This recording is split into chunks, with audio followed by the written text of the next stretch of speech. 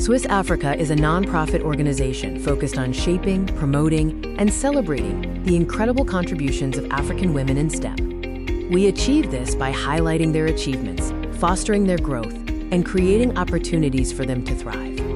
Our work is driven by compelling storytelling, innovative programs, and strategic partnerships that amplify the voices of African women in STEM. Our mission is clear: to build a more inclusive and diverse STEM community across Africa. We provide a vital platform to showcase the incredible achievements and invaluable contributions of African women in science, technology, engineering, and mathematics. Ultimately, our goal is to cultivate a STEM environment in Africa that is truly inclusive and diverse, reflecting the rich talent of its women. SWIS Africa's journey began with a shared vision from two remarkable individuals. SWIS Africa was co-founded by Abosede Salami and Samuel Ogunsola, who are proud alumni of this amazing school. We are excited to invite you to the SWIS Empowerment Program, where you get to access resources and opportunities that will prepare you for the next level of your career. We hope you enjoy this session.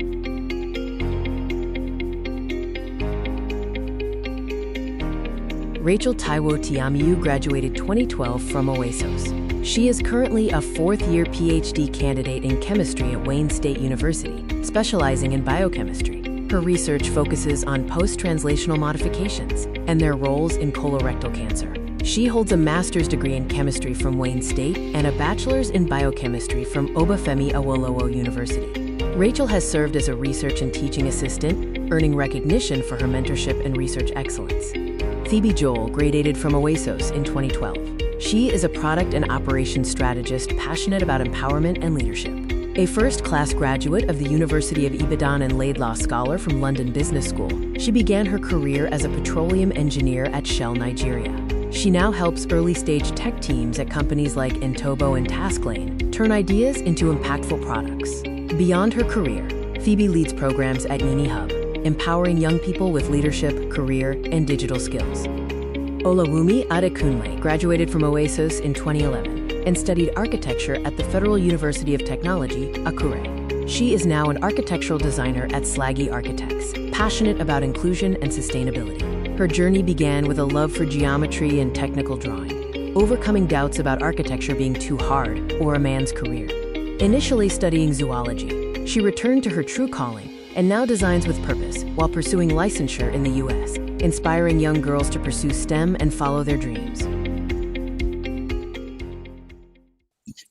So hi everyone, my name is Abosede Salami and I'm here on behalf of SWIS Africa, Shaping African Women in STEM.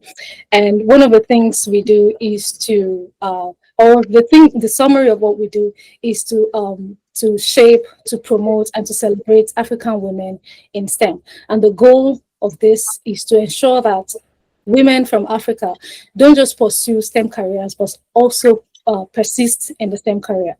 So today I have three amazing women from Oladipo Alayande School of Science who have walked the path that you're currently walking, and they'll be explaining to you or taking you through their journey and how they've learned persistence, resilience, and what has brought them thus far in their journey. So in no particular order, I'm going to have, just as I see the names, I have Phoebe introduce herself, followed by Wumi, followed by Rachel. Phoebe, you have the floor. Okay, hi everyone. Nice to meet you virtually. So my name is Phoebe Joel, and I'm a product and operations strategist. I'm an alumni of School of Science, Sabischolar. I graduated 2012,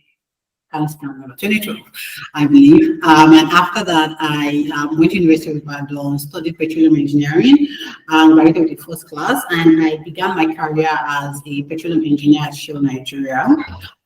In 2023, I started my MBA at London Business School as a Laidlaw Scholar. So I recently completed my MBA, and right now I'm moving from energy into helping early stage technology teams turn their ideas into products and projects that actually work in the real world.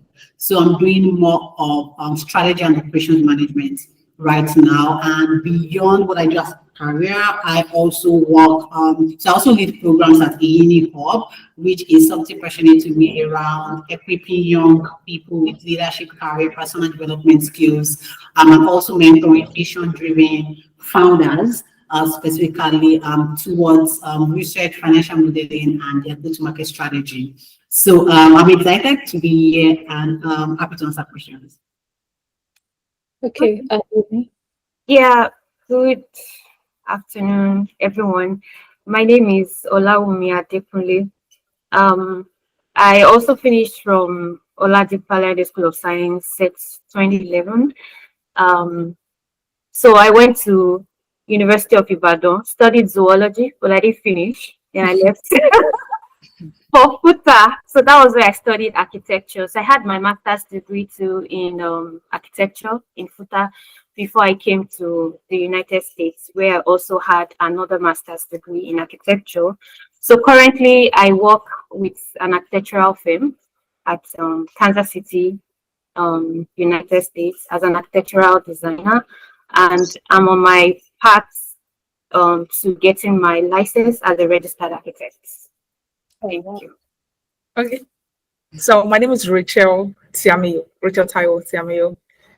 I finished from Oladipo Alayande School of Science since 2012. And I proceeded to Obafemi Awolowo University to study biochemistry. And when I finished, I joined Drosophila Research and Training Center, a research institute in Ibadan, for some research studies before I came to the United States of America to do my PhD in chemistry. And alongside my PhD in chemistry, I got my master's in chemistry in 2024. And I'm a fourth year PhD student right now. My focus is on biochemistry, so I do a lot of cancer biology, molecular biology. I do a lot of cancer stuff. So aside from academics, I do event planning. I love to plan events. I do a lot of volunteering, and I mentor a lot of undergrads. So I'm glad to be here, and I'll take questions. Okay, thank you so much. You all have very interesting profiles, and I'm just going to ask the first question, and I'd like each one of you to give an answer to it. So you mentioned, engineering, architecture, and chemistry. So the question is, what got you interested in the field that you're in right now? And I should add a follow-up question. Did you think about it while you were in Alayande, or did they give you, as some people say, oh yeah, this was, the initial plan and you went through with it? I'll start with Phoebe as well. Okay, I think I'll probably start with the second question, which I always know. No, definitely no. I think up until when I was in SS1, I always wanted to be a doctor. If I was not doing engineering, I'd probably be in medicine. I still like to. But what sparked my interest in engineering, I would say in engineering itself, was the fact that I knew math, I was good at math, and everybody just said, oh, you're going to be good at engineering. It got me interested. But what then sparked my interest in petroleum engineering specifically was reading geological journals. I had a cousin who studied geology and like journals, magazine, and I spent a lot of time reading it. And it kind of got me interested in geology. I was always asking my questions around it. And then plus I could do maths. So people felt, okay, you could just like petroleum engineering. And I had like research on it. So I would say that's what got me into that. I think the fact that it's aligned with what I was just really interested in doing, operations, building something, designing something. I would say that basically began my journey in the field. Wow, that's very interesting. I have a follow-up question, but not now. Let's move on to me. Okay, so I think I have a very long, interesting story, but I'll try to make it short. Okay. I think the whole love for architecture started in SS class, but unfortunately, I didn't see anyone who, was in that path for me. Not even a guy, not even a girl, nobody. And then, this saying of everybody wants to be a medical doctor, I was just following that. But I know deep down that there's just something that I have I mean, I just love this, seeing great buildings, and I'm like, there are some people behind, this design, and I feel like I can do it. I just love the way they try to arrange the space, the way it looks, like the aesthetics in general. But I just don't know how to go about it, in secondary school. I remember when I was in SS3, and then, we wanted to switch to, going to the university. Everybody was saying, I told people around me that, okay, I would love to, study architecture, but they were like, no, that's for the guys. You can't do that. It's too strong a course for you. Medicine and surgery fits you. You can even go for it. So I was just, everybody around me was just like, no, you medicine and surgery will go well with you. Just go and study it. And I just end up not getting that medicine and surgery at University of Ibadan, which I'm actually grateful to God for that anyways. So eventually, I mean, there are a lot of stories to that. Time might not, enough for me to say that. But I found myself in zoology. I was doing well, but I was not fulfilled. I knew there was just something wrong, So I told myself, I think I just need to pursue this career, this thing that I wanted for myself. And that was just the beginning. So my year 1 in zoology, I took another jam. And when I was supposed to go for post-UTME, it was clashing with my internal exam, my zoology exam. So I told my dad, and he was like, no, you can't do that. You just have to write the exam. So I forfeited that. So thinking that they were going to I was going to forget about that and just move on, Zoology was just 4 years now. So the second year, I took another jam again, and then I took the post-UTME, and I got admission to that. Wow. So let me just hold it there. That's interesting. I have another follow-up question on that, but I'll ask after this session. So, Rachel, please go ahead. Okay, so I would say what inspired my chemistry, of course, biochemistry, is just curiosity. When I was in Alayande, chemistry was not my favorite subject, actually, to say. Physics was my favorite subject, and economics. Just like everyone said, we had informing choices when we were in year 3. Oh, sorry, SS3. Where people would say, oh, physics is your favorite subject, why not just go do engineering? Of course, I was not even in SS3A, which was technical drawing. No, technical drawing is SS3B for the math class, because I loved economics, so I went to SS3E. So I would want to add to curiosity, passion. I've always loved to go for what I want, not what people say. So, yeah. So back to the curiosity statement. I've always been curious about what inspires, they say biochemistry, and we always do chemistry in the tubes in SS3, just join 1 or 2 together, bring out colors and flames and fire and all of those. But I was also curious about how does the science in the tube connect with life, connect with disease progression, connect with drug development, and that was what led me to biochemistry. Even though physics and economics are my favorite. So I would say curiosity. And then during biochemistry, during my study in biochemistry at Obafemi Awolowo University, then I knew I wanted to study something related to cancer in the long run. So before I came to the United States to do my PhD, I was working on neurodegenerative diseases at the Sabischolar Research and Training Center, using fruit flies to study neurotoxicity and all. But I knew that what I wanted to study has to do with disease progression and cancer progression. And to be honest with you, passion and curiosity brought me to this place.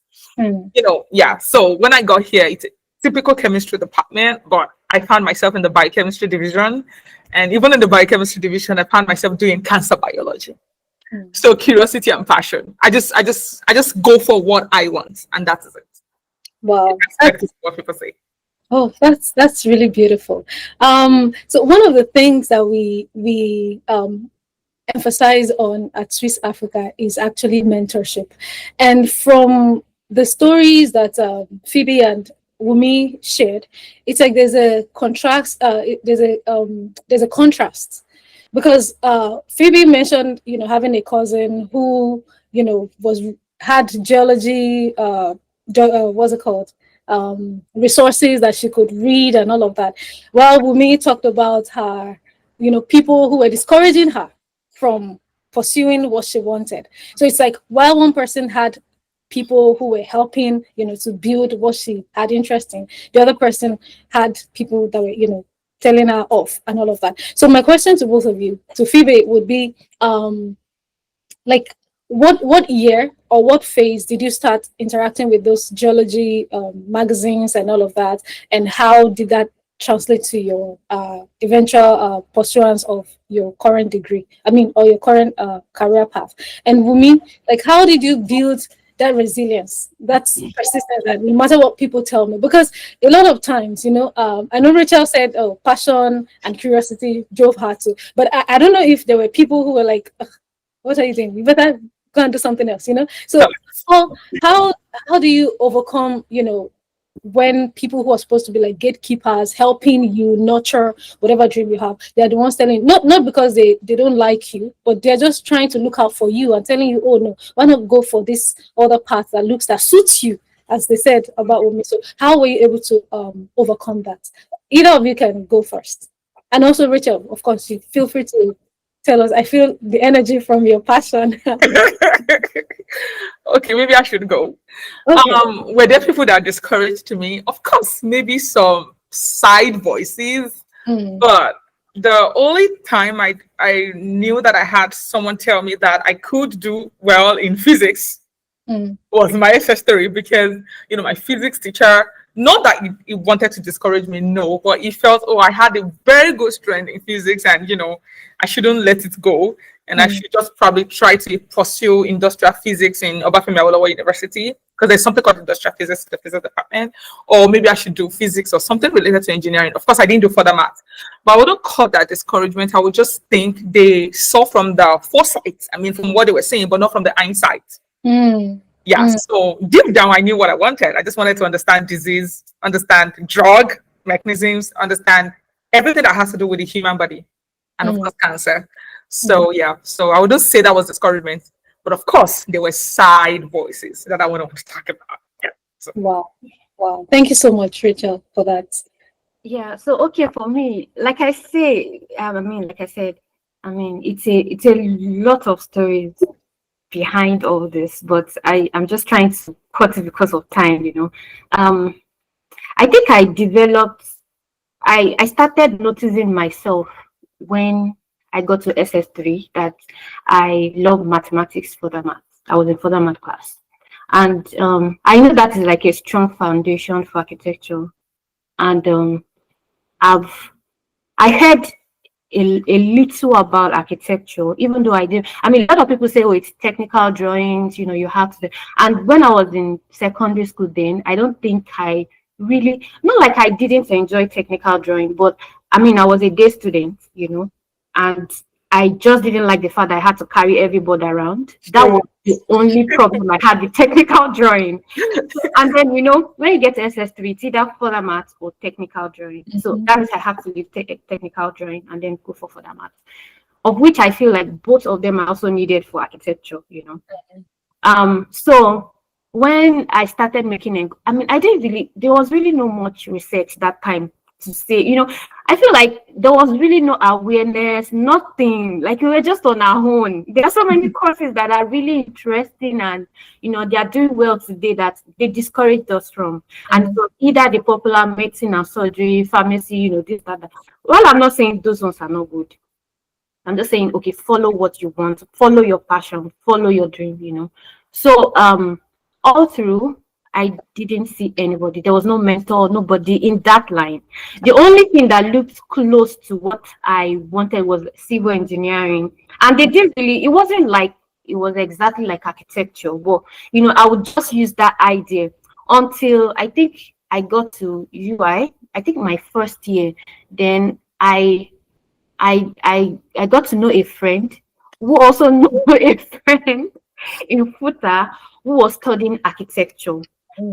So there was no opportunity for us to meet, though. I couldn't speak to the person, even though I was, deep down wanted to speak to the person to ask questions. How did it go? What do you know about this course? What is it all about? Is it just drawing alone? Because that's what people also think about architecture. Even till now, I don't think the awareness is that strong, even in the United States, to be sincere.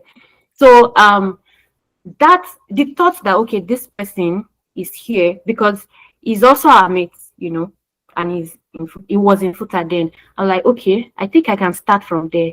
I can see, though he's a guy, but I'm like, okay, I can see someone now, at least one person in this field that is doing it. So I can do it too, even though I don't have any contact or anything with this person. And that was where it started from. So I started asking questions a little bit. I didn't get enough information, to be very honest. So I just told myself, whether this thing is going to end up good or bad, I am going to pursue it, because I was just not. I remember then zoology, there are times that my lecturers will come, especially when we have practicals, and like, oh, you are doing well. To be honest, I was doing well, but I just didn't like it. And this is not to say, oh, zoology is bad. No, it's not bad. But it's just not what I wanted, you understand? So until I wrote the exam and then I passed, then I came to FUTA, then I now started seeing people. Then I started seeing like my seniors, I asked questions. So they started filling me in with my, my curiosity, passion, everything. I was like, okay, I think I really want to be here, So it was just, I would say for me, it was just me being bold and daring, like, regardless, if I perish, I perish. I'm still to do this. So that was what happened. And gradually I started seeing people, asking questions, and I get to know that, okay, this person I can follow, this person is doing well in this field, I can ask more questions and all that. And that was how the whole thing worked out. Wow, that's really beautiful. Phoebe? Yeah, I think for me, I was fortunate enough to have the advantage of people who were doing, who were like in different counterparts, and having access to some people that were in university already. I think I started looking at like magazines and journals and notes. I would even say I started looking at, my mom is a nurse, and she had like this like really big textbooks about, she's a midwife, she's studying midwifery, so she had literally been nursing and midwifery textbook at home, and I would say diving and just reading them started from like way back, like I can't remember when exactly, but it's really just started from way back. Even if I could not understand what was going on, I would say I think that probably spiked my interest in medicine, like I said earlier. But I think just that question, trying to like always reading things, even what does not concern me, led me into stumbling on my cousin's geology magazines, and they're very fancy journals and magazines that she used to collect at all these conferences, and they look like really nice, and I would just like study them. I think but I started to get much more understanding of that when I got like SS1. But at that point, it was still like always a bad. So no, I really don't want to like do engineering. And I think there is the part, just like Rachel and Mia said, about passion, what you really want to do. Because I would not say there's no discouragement. I remember I told one person in SS2, I was with one of my friends in school. And I said, oh, I've decided I'm going to do petroleum engineering. And the person said, you know that's not for women, right? I don't know, I will never forget. And I can't remember my response, but I think it's things like that. But I think I was fortunate enough to actually have people. And also, so my background is I grew up in a house of only girls. I think the advantage that we had was we did not know that there was a limit to anything. I never knew that, oh, something is not for you, because it's only girls at home. You're gonna do everything. You wash car, I don't know, you fix the bulb, you do everything. So I did not grow up with a limiting mindset, which was like really good, which I felt like was what helped me. So I did not believe that there was nothing I could not do, that there was something that was for guys, something for ladies, and all. So I think that was one thing that helped me, and also being passionate to know that, yeah, when I said, okay, I'm not going to stick with this thing, it was no matter what comes to me, I'm going to research, I'm going to find out, get more interest, build interest in it, really, to know. And like we said, a lot of things, which is kind of like something that I'm working with foundation, I started at, is really bringing exposure to people. A lot of people do not have exposure. A lot of people don't even know the details of what architecture is. Architecture is drawing. People that are doing architecture, that are doing technical drawing, and people that want to do architecture, things like that. But there's like so much to it. There's space design, there is just like even interior design, planning, a lot of things go into that. Just the same way, chemistry, you're not just studying to come and teach in school. It's a lot more things go into that. Because I feel like that is one thing that is lacking. That so I think that what really helped me was just having the curiosity to, yeah, I know medicine is easy, engineering and the basics, but have you tried finding out any other thing? Just read up on any other random work. If someone is doing event planning, what does he entail? That is project management in itself. It's like a whole big thing in itself. So I would say that curiosity kind of like led me on, and I think carried me through the phase of trying to like start my career. Yeah. Abosade, please, I have one point to add. So, as a matter of correction, the physics that I was told to do in OAU was not industrial physics. It was engineering physics. Yeah. And it is, if you want to go to OAU to study, they have industrial chemistry and engineering physics, apart from the usual one.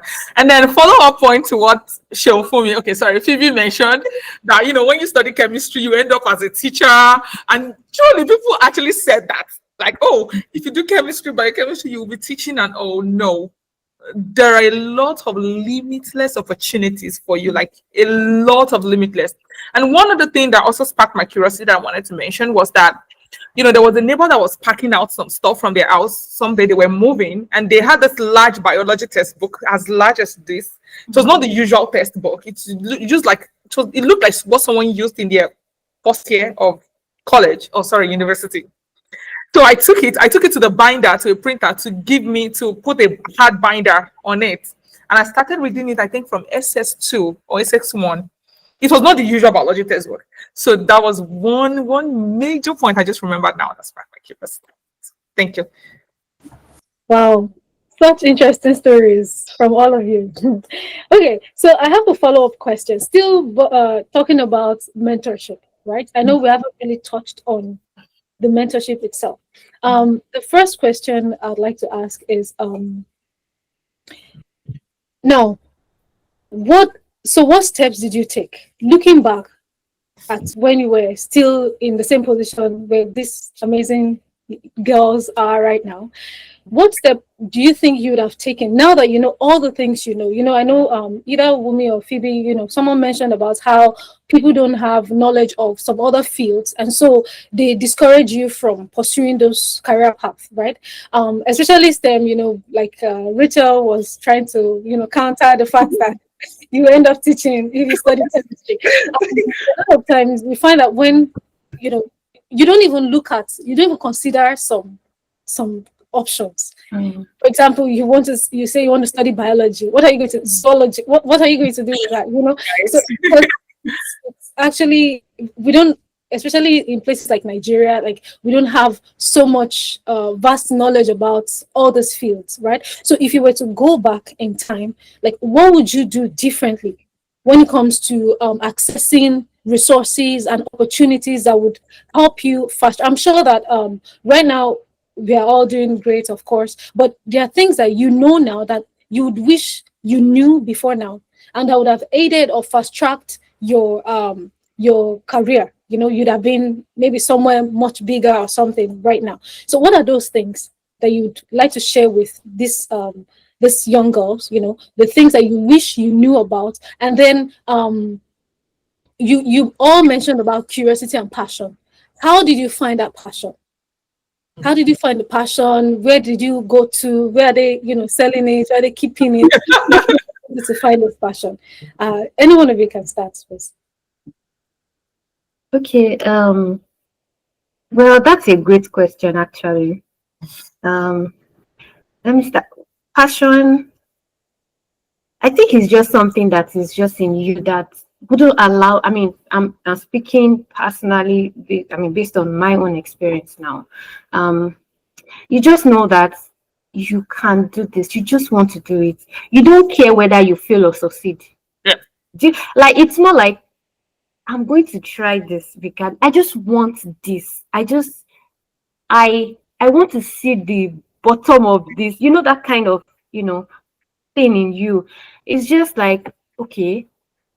One thing I think I also realized early in life is, while growing up, I thank God for my background, and it's something that I just found in myself that, okay, I am in secondary school, I am going to the university. What do I want to do with my life? I think starting with that is also something that we need to, what do I want to do with my life? Now, I understand that people will say, oh, I think these days people are going for, okay, money, those things like that. But I think passion is beyond money. Yes, you also want to ensure, because of course you need money. That's just the truth. You also want to consider that part too, because that's not like the number one goal. The number one goal sometimes could be that, how can I impact the society? In my head, when I was in secondary school, that Alayande, I'm always like, one day I'm also going to design a building that is going to be physical like this, and people are going to say, oh, that girl did that. Do you understand? So it wasn't even about money at that time. Do you understand? Like, it was not money. It was about legacy. It was about something that I can do for my immediate environment, or people around me, or something that people would look at and be like, no, this is a masterpiece. So I think that's where the whole thing started from, and I don't know how to define it, but maybe other people can maybe go for that and all that. And the second question, I think the first question you asked, sorry, can you go back? I'm sorry. Yeah, so if you were to go back in time, like, what are the things that you would have done if you were to go back in time? Well, yeah, thank you. I think I don't want to limit it on a location now. Nigeria, USA, UK. Well, I can say there are some underlying issues in Africa, if you can permit me to say that. When we were in secondary school, I don't think we had much access to internet. Do you understand? Like, we have today, we have access to information. I think everybody now has phone. I don't think it was that rampant when we were growing up. Yeah. So I think that alone is a major setback. But for someone that's, a young girl, and you're probably in Alayande or maybe another school, it doesn't have to be Alayande alone. I think you should start with your phone, your internet. What do you want to do? There are so many resources, there are so many things that you can find on your phone. Because, for instance, like I said, I didn't have anybody that I could talk to, not even a teacher, because I think at a point I was even timid. I don't know, when everybody was discouraged, like, you can't do this, you're a girl, it's for a guy, and I'm like, why is this course looking so tough for people, and people are saying that I can't do it? You understand? So when people simply don't understand you in that regard, I think the first thing is go online, try to search, try to make inquiries. Things are better now, like way better than when we were in school. So you can, and I don't know if this is me also trying to also speak to the educationists. in Nigeria, you know, if you can help with maybe career fair, Yeah. if you can help with stocking libraries with books, you know, on this career, if they can have a physical counselor or something that can, you know, help these people, these young people, because this thing that I did, not so many people can do it, to be very honest. It's not easy. There are a lot of ups and downs. I took 2 years, you know, to go study a course that I did not want to before I eventually, you know, came back. So I don't think, yeah, I mean, it's part of my story, and God knows why and all that. But I mean, if we can do better, we can do better. Do you understand? So I think another thing is, if there's a way that we can inculcate this career fair, one thing that I think I've found recently is taking students on tours to maybe firms, to companies, you know, to places, so that at least they can see for themselves and they can be like, oh, do I want to do this? Do I have passion for this? You know, and all that. And personally, as a student, discover yourself. What do you want? What do you think? Where is your passion? You know, I know it's not something that you can probably just say, oh, it doesn't have to be a day job, you know, it's a gradual process. Maybe from your SS class, even from your GS class, it doesn't have to be senior secondary school. What do I have passion for? What are the things that I'm seeing that I like? Because I think passion also comes from the things you like. You see it, you like it, you want to do it. I think that's where it also comes from. So when you look at it, like, what are the things that I like? What are the things that I want to do? From there, you can start building yourself, and then finding the right people to matters. Like, who are the people around you that can help you? There are lots of issues that are going to come up eventually. I won't lie. I mean, I think that is part of life. When you are growing, you see a lot of obstacles, downs, you know, even failures. They are part of life, and they are going to make you move forward. So don't think, oh, because this thing is not working means that I'm not going to succeed. Just keep at it. I can give a lot of examples of I'm not part of the people that will come and sweet talk and say, oh, my success story bounce, I just got there, it was just A, B, C to Z, there was no obstacle. I have a lot of, you know, challenges. So don't let challenges be like something that is a setback for you that you don't want to push forward. I'll allow other people to talk, because if I continue, I'll just keep going. Yeah. Yeah, I think if I would, I mean, we already said a lot of things. But I think from the top, the first question, like how to get exposure and all, one I always tell people, even I'm like very young people, is we are being asked to make some of the most important decisions of our life when we have no idea what life even is. So do not be afraid to get it wrong sometimes. It's not that is not something that's ingrained in us. Really, we kind of see that, okay, if I'm setting out to do something, which kind of speaks to what women's experience as well. If I'm set out to do something, oh, I must finish it I must see it to the end, I must finish it. But when you realize that something is failing, you need to learn to be able to reset the clock. And in terms of like getting exposure, me as the name on the air, we have internet. I mean, people use TikTok for people that are watching on TikTok, they are earning so much money. This is not me being a Gen Z hater, but really make use of what you have. Ask questions. Don't just say, I want to be this, I want to be that.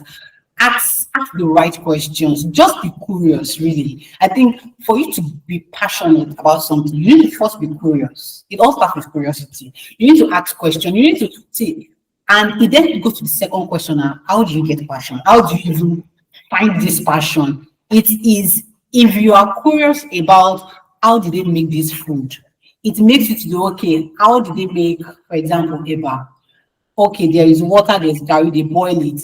it then goes down into one of those three is going to pique your interest. Is it the boiling part? Is it the curry part? Is it the water part? Whichever one piques your interest, ask the further question. So how does water come about? That is really helping to narrow. So just on that alone, it's helping to narrow. Okay, do I want to go, for example, curry, the agricultural part, or water? Okay, maybe something resources related, or the boiling part. Okay, how things actually work. So I understand that sometimes they say, okay, my passion is this, my passion is that, or I'm passionate about being a doctor. You honestly, your passion does not necessarily need to have a name.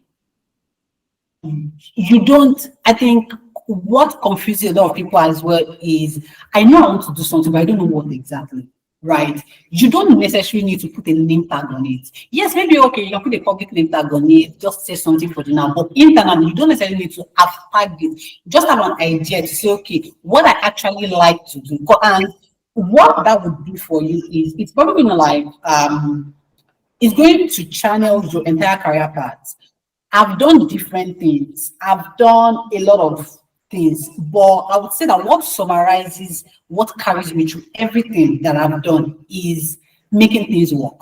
I just love being able to connect A to B to get it to work. I probably do not want to be the one doing the active thing, but being able to connect this to this, either people to resources, or connecting systems, or connecting code, or connecting. So that is what you think of, and how you actually get it is by asking questions. Ask yourself the daily things I see. Oh, they say AI is everywhere. Am I interested in that? Am I asking the right question? And don't just zero yourself and say, okay, no, it's not something I'm interested in. For example, when data and the whole likes came on board, I have like friends that really got into it, like very good friends. They actually sent it to me. I think at that point I was like, nah, I already found something like I'm interested in. It was in school. People who use it for their projects are like, nah. I'm like, no, I want to do like stay on this. I was not curious enough to actually, I dismissed the idea very early on. It was more, nah, I knew that it's going to be a big thing. For example, I know that I cannot be a doctor and an engineer. So I was like, oh, I'm just going to like stick with one. But it doesn't hurt to be curious about the other thing. It doesn't hurt to ask the right question. Ask the doctor, what are you doing? Ask the biochemistry. Even if I do not like chemistry, I do like biology, whatever. Just ask the question, get interested, because when we're in secondary school, the world is small. When you go out there, it's way much bigger than what you think. I mean, when you're in secondary school, you probably never think of the fact that biology and chemistry can come together. You think of biology, you think of chemistry. If you say, oh, I love biology, I do not like chemistry. If you are curious enough, then sometime in the future, you might actually be working at the intersection of the two together. So that is asking questions and maybe just putting out there to say, force yourself to ask questions. You can, when I'm trying to learn new things, these are things I do. I force myself to say, okay, I must do this thing at least once a day. Every day, mandate yourself. If I asked a question about something new today, even if it's just the bus driver you're asking questions, even just someone selling something, it really helps you to understand the basis of things. And with that, it helps to then channel what you think you would like, and then understand what you are passionate about, what you would be passionate about. Yeah, Rachel, what's you? Honestly, you guys have said a lot, like a lot, and I actually support everything. So my own few points will be from what Shewfumi said. Your passion doesn't have to have a name. And to be honest, that is just it. I knew I wanted to do impactful science, but I didn't know, like I said, chemistry was not my favorite, but I didn't know how to. So it is my impactful science that eventually streamlined me back now to cancer research. From Alayande School of Science, then biochemistry in OAU, then chemistry in Wayne State University, Michigan, then cancer research and all. So your passion doesn't have to have a name. And then the last appeal, second appeal, emphasizing on Wumi's statement, appealing to the management of the school and also to our educationists. They could set up career fairs. I mean, right here in the USA, we have high school students, secondary school students going to industries, going to big firms, stimulating their curiosity, stimulating their interest. Like, they do not necessarily need to know what they want to do in the future. But the mere fact that they visit all of these firms and industries give them an idea that this is what it is out there. Not necessarily, oh, it's a small world, just like Shofumi said, it's a small world within the confines of the walls of Oladipo and School of Science. But going out there, meeting people, networking. With your internet, you can network, reach out to someone, a senior, or someone mentioned this person, or this person finished from Oladipo. It doesn't have to necessarily be someone you've known. Like, oh, I heard that Senior Shofumi is in Shell, or she's in this place or this place. Like, can I reach out to her? It's you do not necessarily even have to know what you're. Just tell them. I think I'm confused in this aspect of life. I think I want to choose this. Oh, Senior Wumi is in USA. She was doing zoology. Now she's in architecture. I don't even know what to do. Reach out to them. Oh, Rachel, reach out. Just reach out. The worst you can ever get is a no or no reply, but just reach out. Mentorship, reach out. Our educationists, career fairs, library sciences and all. Just introduce them early. And that's all. And then your passion doesn't have to have a name. Oh, thank you so much. Honestly, there were some questions that I had, and you guys just answered some of those questions as we were talking. I was going to talk about how do you find, networking with people and all of that, which Rachel mentioned. That's really important, getting out there and reaching out to people, connecting. Just like we have Phoebe, Wumi, and Rachel right now, they are part of your connection right now. You can just go on LinkedIn. I'm sure you all have phones, that can access internet. Go there, reach out to them. You may not be able to maybe directly ask them questions today, like right now, but you can go there. Once you mention Oladipo Alayande School of Science, I'm sure there's none of them who will say, sorry, I don't know you. No, they will be very, they'll be happy to lend a helping hand to whatever it is you need them to help you with. And so there's another question. So while Umi was talking, she mentioned about failure and all of those things. And I'm sure we've all had our share of failure, right? So I'd like you to, in retrospect, like think of a challenging moment you've had or a thing you failed at, and how that's, how you were able to overcome that failure or that challenge or that moment, and how that has helped your journey so far. Okay, I don't want to put pressure on anyone. Whoever is ready, just go ahead. Okay, I can also go again. Yeah, like I said, I'm just going to tell you that there are going to be a lot of challenges. Just put that at the back of your mind. Like, have that at the back of your mind. But in all, have it in your mind too that as those challenges come, you are also going to go through those challenges and overcome them. I think that is something that you should put at the back of your mind. So I'm going to give an instance. I mean, there are many. I can tell from money to but I think those things actually shape you to be better. That's another thing that I've realized. So I'm going to give an instance. That was my 200 level or year 2 in football. Yeah. We had, so okay, let me say a little, let me try to tell you, let me bring you into the world of architecture. It's school architecture.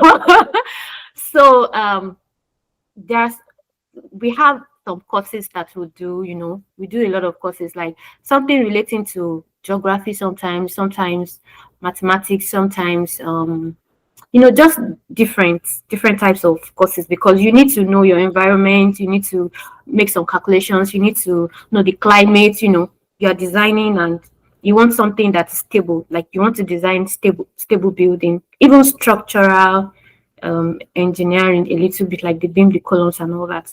But there's this particular course that is for us, and we do that every semester. That's like the major course. That's design usually.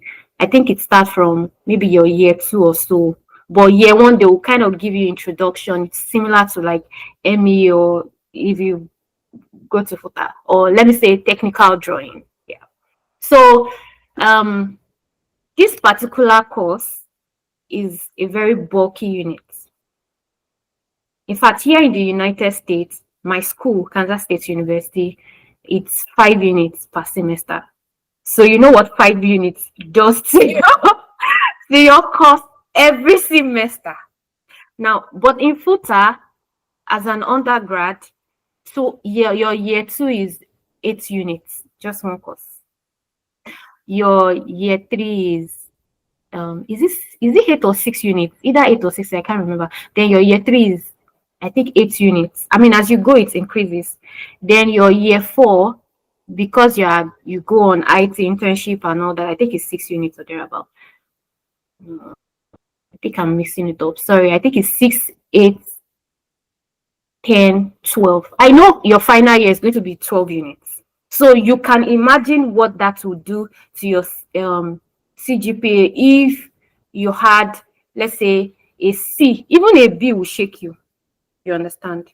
So that year, let me just cut the story short. That year too, I knew that, okay, I'm into architecture now, like fully into the department.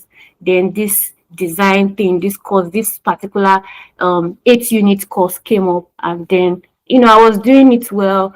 So that time I told myself that I needed to surround myself with people who have knowledge in this course, because I came from a background of zoology where we draw very faintly. It's very different from the way it is in architecture. It's just opposite. So I can't be putting that idea into architecture. I mean, it's going to end up getting me 0, So I moved with people who I know that, okay, these people are like, they know much about these things. So I try to, chat them, talk to them, like my classmates. They are guys, most of them, they are guys. But I mean, especially for someone like me who is very introverted, and I just like to be on my own. So those are the things that you come across, as you go. So if you are very introverted, that you're not the type that you are like chatty kind of person, you are shy or something, you might have to leave that your comfort zone because of your goals. Do you understand? So I think that is something that you should also consider. So while we were, in class, there's this lecturer that took the course, and I've been doing well. He's been noticing me. He's been like, oh, you're doing well, no problem, blah, blah, blah. And, I thought to myself that I was actually doing well so there's something they call in footer. They say jury. I mean, it's common in architecture. You always have presentation. You present that particular course. They can ask you to design. Maybe today we are doing stadium, I'm just saying, for example, or maybe this semester we are designing school. So at the end of the semester, you have your sheets compiled, you paste it on the wall, and then they'll invite some people, maybe from other schools, or they'll come and jury the work, and then from there you get your score.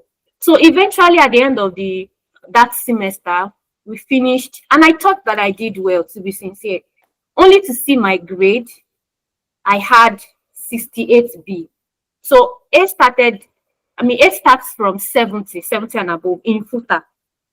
So I was hungry, I was sad, because I thought I did really well. And I know what 8-unit course, having a B, would do to my CGPA. So I went to meet that man, and then he was like, well, Adekule, you are brilliant, I just need you to just keep doing. I mean, now this is Nigeria again.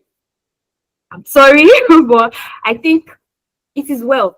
So I was furious. I got to understand that actually there's really no reason why I was given that grade, to be very honest, because I know in my mind that I think I want an A, you understand?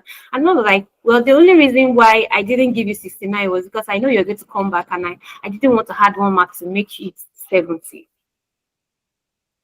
I was hungry. I'm like, this is somebody's grade. This is somebody's, But I told myself after that day that I'll do so well, so much that you won't even have a choice than to give me that A. And that was what happened. So throughout my stay for that course, so whether it's 12 units or 10 units or whatever, I kept, like, it was back to back. Another instance was where So there was a particular semester, I think it was my year 3, and after we had the jury and everything, the person that the lecturer was like, oh, you did well. So sometimes they collect some of the collections of some people that actually did well. They will collect some of our work and, put it somewhere, because sometimes they use it for exhibition or something like that. So the man was like, okay, there was another friend of mine that we did this thing together, and we're like, okay, you both did well, so go and submit your project somewhere. Then we wanted to go. Then I went with the guy to submit, only for me to get there, and another lecturer was like, so I wanted to submit my own work. The guy has already submitted his own. I was like, no, we're not talking about you. He submitted. I'm telling you, these are things that I can give the example, like you cannot submit.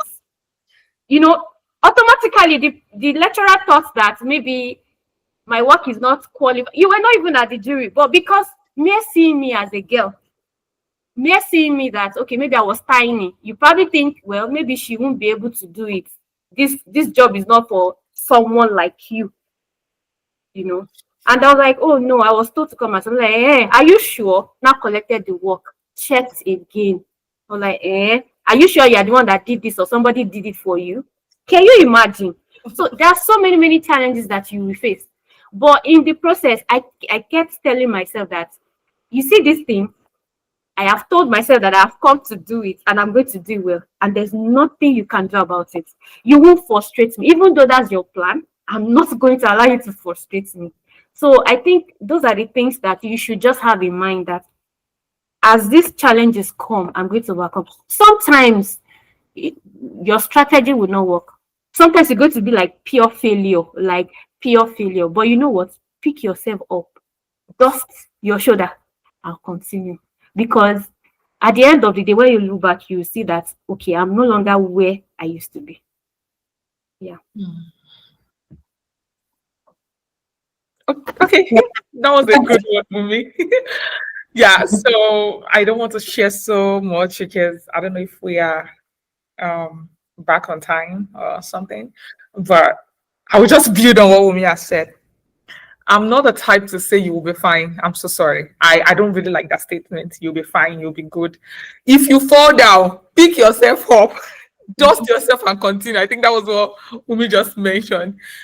If someone tells you will be fine and you're just lying there, I'm sorry, you would not be fine. There will be challenges, because when someone tells you you'll be fine, you always think that, well, I've chosen this, I will study medicine. Oh, senior Wumi just said architecture, I will go for it. There will be challenges like, oh, biology and chemistry, biochemistry, of course, biology, no. There will be challenges. There, just like she said, if we start recounting a lot of challenges, biases, especially stereotypes against women or girls in science. Look at the sad story she shared. Someone just profiling her because she's a female and decided that she wouldn't submit her project for exhibition because she's a female. There are so many instances like that where, I qualified for something, and because I'm a female, they tend to look down on me. But there's one thing about me, I will fight back. I'll not fight like that, but I'll fight for what I deserve. And that is just it. So when you fall, pick up yourself, dust yourself, and continue. Of course, you'll be fine, but fight for what you deserve. Yeah, I think honestly, the example already covered it. I think to add on to that statement is sometimes the failure is not even to continue. You fail, you pick yourself back up, dust yourself, and start again. Sometimes some things fail and you need to start from the scratch. Right.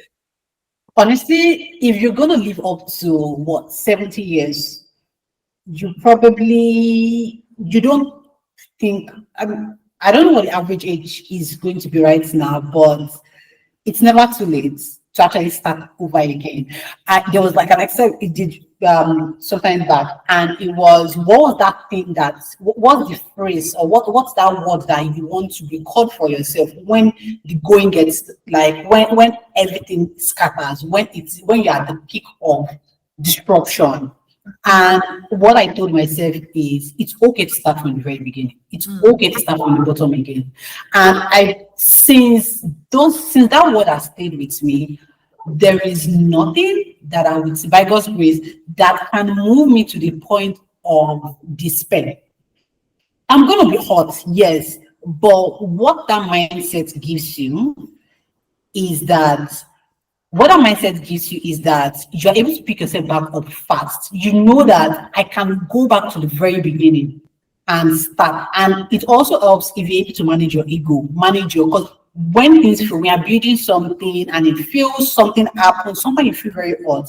Not because of what happened, but because, I'm putting so much to it. But honestly, be humble to yourself and be ready to go back from the scratch.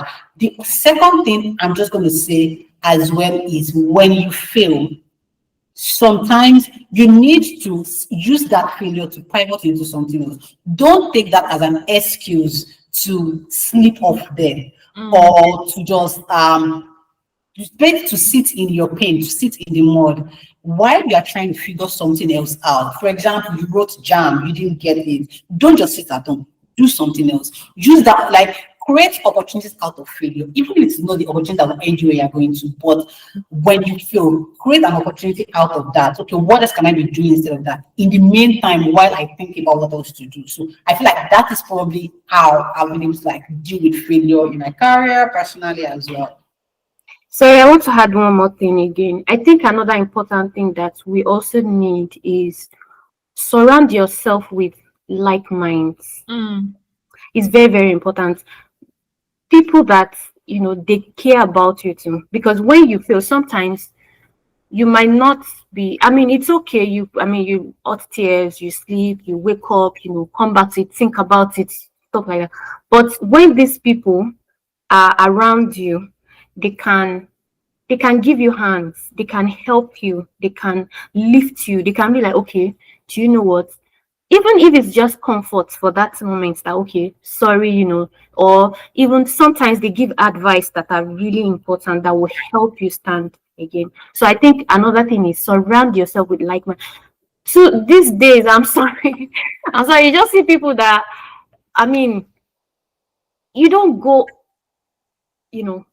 hand in hand together on this particular matter, you understand? Right. And the advice they'll be giving you are even advice that would keep hurting your own career. No, you can't grow that way. Look for people of like minds, people of the same vision, like, okay, we have the same goal, similar goal, and then move with them. In fact, there are some times that they'll give you ideas that it will help you. So I think it's also important that you move with like minds. Yeah. Wow, interesting conversation there. There's a lot of questions. I have loads of questions to ask, but in the interest of time, I'm sure we will definitely still have some other events, at OASOS. Hopefully, we're able to execute some other events there. Especially, you guys mentioned about career fair. I think that is, as it's these are the reasons why we have SWIS Africa. These are the things that we, especially as a woman in STEM as well. It's just sometimes you look at yourself, you see some opportunities, and you're like, so opportunities like this exist. If I had known about them years ago, like Rachel was mentioning about high school students, in my lab, I have high school students come in the summer to learn, and imagine a high school student being exposed to what a PhD student is doing. At that young age. By the time the child gets to my age, of course, maybe the person already has a Nobel Prize. Yeah. But, so surrounding yourself with, the right people, like Wumi mentioned, also helps. People who are going in the same direction, not people who, I know a lot of people want to have fun and all of that, but man, the time to have fun will come. Definitely. So come. So, and the women I'm seeing here, they don't look like people who were really into social back in Alayande. So just, so maybe just just to touch on that, and just to have a, wrap up with a very light question. Can you just tell me who was your favorite teacher back in Alayande? I don't know if you guys see there or, and then just share your most memorable moment and most embarrassing moment. Any, and yes, the last thing is your favorite spot or any building you still remember. just so that these guys can know that you were really. I don't know if those buildings are still there or they took them that, I don't know. Yeah, just those questions, and then we'll have our final. You each give your final advice to them about. So anyone can go first. So nobody wants to go first.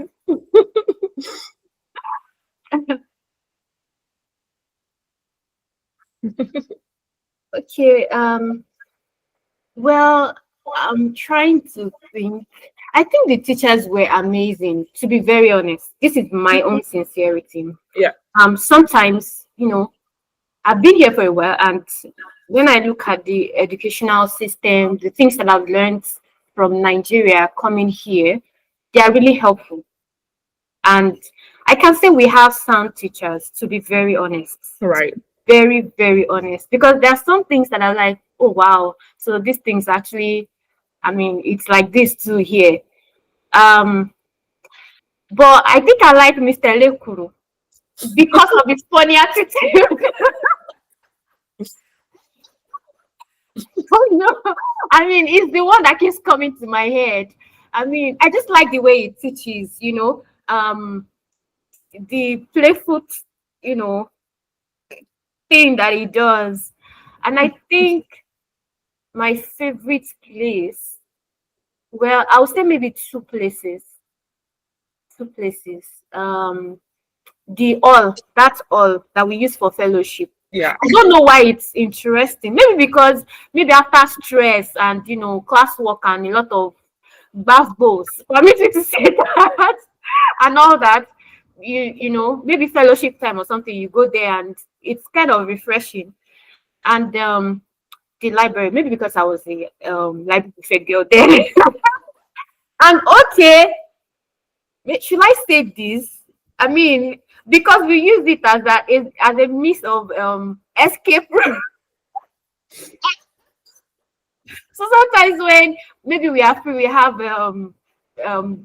maybe one break like that. I can't really totally remember everything, but I know people just leave the classroom and then come to the library, for whatever reason anyway. But I mean, it's also a place where I just calm myself, pick something, read. If I don't read, even just relaxing. Well, maybe library is not entirely for relaxing. I'm hoping that one day God would, do it, and then we're going to have like hub or something in Alayande where students can also relax, because it's not just about reading. Right. I think there's also a need for us to have maybe some sit outs, maybe interior spaces, exterior spaces where they can just relax their brain. Something that is refreshing, Yeah. So for me, I know some people will say La Bamba, but I don't know. Maybe anybody will say La Bamba, because I still remember La Bamba. Even though I don't really understand what they are doing there, I don't know what is going on, but I know people say La Bamba. So let me leave it to other people. Yeah. I think in terms of like teacher, I think our teachers are like pretty sound, really. Compared to like people that I've spoken to that also went to like schools like ours across Ibadan. So yeah, thumbs up to them. In terms of, I don't know if I have like a best. I had one of my favorite teachers was one that taught me mathematics in SS1, Mr. Ogunwusi, I think that's his name. I really, really like his teaching, his person as well. I think after he left, I'm not sure what my best teacher was, but I would say, yeah, I think people, I wouldn't say all the teachers in the math department, but the math HOD and Mr. Ganiyu, I really like Mr. Ganiyu. Mr. Ganiyu was really, he was a teacher, and he had this way, for student I wanted to, that he just gives you words of advice and just like coach you on some things. I think you should do this. There are just some ways. So yeah, I think those two, and I'm not sure who else. There was Mr. Panimowu as well. It was like really calm in biology. I really enjoyed It was also a class teacher, and I can't remember. Favorite place? I think two classes. I was in SS1D. I don't know where the location is now, but it's that building that is right in front of the boys' hostel, kind of like by the side of the boys' hostel. I like that class because we had like an exit on the other side. That was just weirdly our own space. I can't remember the name we used to call it. There was a name we used to call it then, but it was kind of like our own porch. We could just like go there. It was like play spot, relaxation spot. I mean, it led into the bush, right? But I just liked that coziness, and I really enjoyed the class as well. I also like the SS3 ABC block, primarily because I just like the fact that it was I like the location because it gives you an overview from that block. You really can see like a lot of things across. You just like the field, you can see the lab, you can see the hall, you can see other classes. So I kind of like that touch to be able to just see. I used to sit by the window at the point. So when I was in S3, so to just see that overview, and whenever I'm like lost in thought and all this thing, just like look outside and just be gone from the environment. What else? Does that cover it? I can't remember. Yeah, your most memorable moments, most embarrassing moment, if you had any. Yeah. Most memorable moments. I don't know. I'm not sure. I think one time I will never forget was when I was beaten and I have a scar on my back to go for it forever. It is one moment I'll never forget. I did not get beaten a lot of times, but those shit times, yeah, we keep the story for whenever, however. But yeah, that's I can't remember embarrassing time. But yeah, I think that's more of the fun things I remember from my time. Sorry, I remember something. I think those times that we used to get beaten by it was me and Bumi Ogudele. There's just this funny way when we're supposed to be beaten, and everybody would have, gone, they would have been beaten, and then it was just going to be me and Bumi. And because of the way we do, because we do people that have been crying will start laughing at us because of the way we do. I mean, those times and I think those times where we have to like crawl on those hard stones. They were not so funny. Anyway. Yeah. Don't forget, I think two other things. I don't remember. So sorry. One was the interesting fact that in Alayande, when I tell people they still find it weird, you could actually do your exam in the sun. Just because you're trying to space everybody out, you could do your exam on the road. It was very interesting and weird. The other part, very memorable, was when we were told to cut our hair.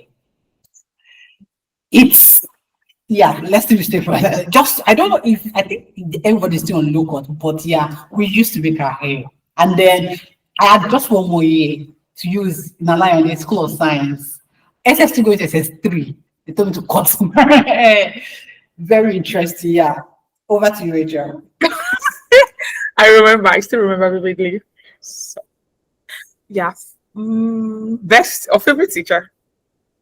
I don't know. I just think I have favorite classes and favorite subjects that I enjoyed. So I was always looking forward to the teacher coming in. And just like the two speakers mentioned, we really had sound teachers in Alayande. And for context, we did not have just one teacher for a subject. We had about 6 different teachers for a subject. So like you really look forward to, this person is coming to take this part of the subject. And he introduced me to what happens in the university. We really had diverse teachers, diverse experiences with these people. And the fact that Alayande teaches independence. She also mentioned that you could sit in the sun to write the exam. Sometimes it's not even about sitting in the sun, like she mentioned. It's the fact that you are independently writing your exam. Like they've taught us they taught us the independence right from SS1. I really commend Alayande for that, and for the teachers. Like the standard is just there. So when you mention it, you go out to people. You mention to people when you go out that you attend Oladipo Alayande School of Science. Even till now, they respect you. So we really had sound teachers. I don't know if I have a favorite, but I had favorite classes. And they are all wonderful. I don't know if they are all still there, but they really, really taught us well. And to be honest, they shaped us into what we have today. So my favorite sport in school, I don't know if I'm being biased because I was the choir leader in my set, but I really love the chapel. It felt like an escape word from academics. So for every time we have practice, they call it practice, choir practice. So every time we have choir practice, which is rehearsal. But every time we go to the lab to worship, I said lab because I'm in the lab. Every time we go to the chapel to worship, it felt so different. And the fact that, the religious aspect is there, whether as a Christian or as a Muslim, like everyone has their time for religious activity, which I really commend the school for. Whether you're a Muslim, whether you're a Christian, you have time to do whatever, the extracurricular activities. And for the memorable moments, okay, I would like to say, I think it was my year 3, SS3 or SS2, I can't remember, on the prize giving day, my mom was there. That was SS3. My mom was there and my younger brother. So at that time, I think I had 3 prizes to receive, and where the parents were sitting and where the students were sitting was so far from the podium. So they called my name. So before I could, I think economics. So before I could get to the seat, they called me for geography or for English language or something. So I was running up. So before I could run back, my mom was already in the middle of the field waiting for me. So by the time I got my second prize and I was walking back to her, I saw her crying. Like tears of joy, like I'm really proud of you. And she whispered into my ears and she hugged me right in the middle of the field. And I would never forget.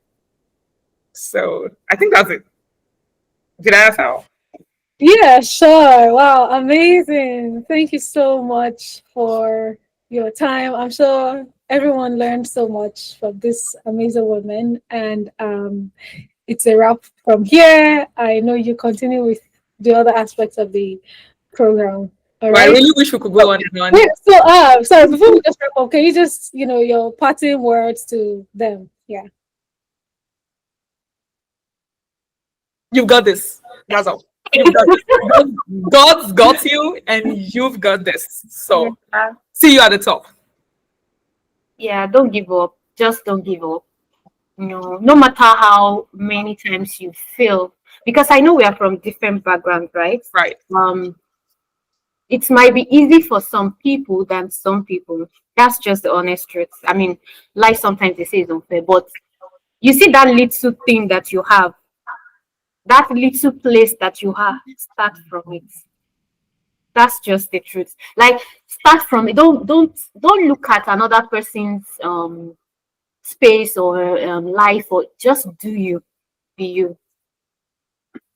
That's what I think just to wrap that up would be, you don't have to have it all figured out. You are still, I don't know, barely 20. You honestly don't have to have it all figured out. I'm still figuring things out. I'm still figuring life out. Things will change. The economy will change. The environment. Don't feel like when things are changing, don't feel like you're missing out already. You can start learning. But don't overwhelm yourself with, I don't know what I want to do in 20 years' time. I feel like that's one of the most questions people ask. What do you want to be in 5 years, 10 years, 20 years? You honestly do not have to figure that. But even though you do not have it all figured out, at least have one thing figured out. What is going to be your next step tomorrow, your next step today? Don't go blindly just because you don't have it all figured out. At least take a first step. So if you do not have a step, you are being very silly. You need to have at least one step. You just do not have to have it all figured out. Thank you. Okay. Thank you so much. Bye. Bye. Bye.